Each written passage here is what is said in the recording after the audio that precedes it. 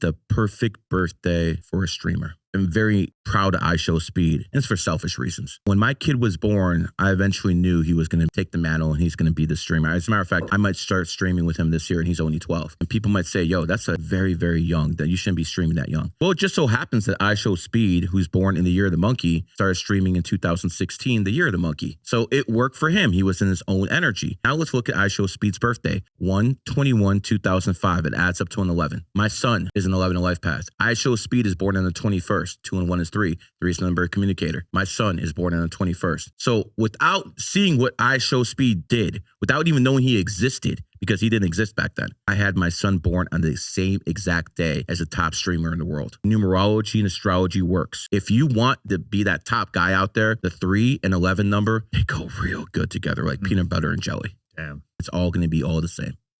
Another iShowSpeed. iShowSpeed is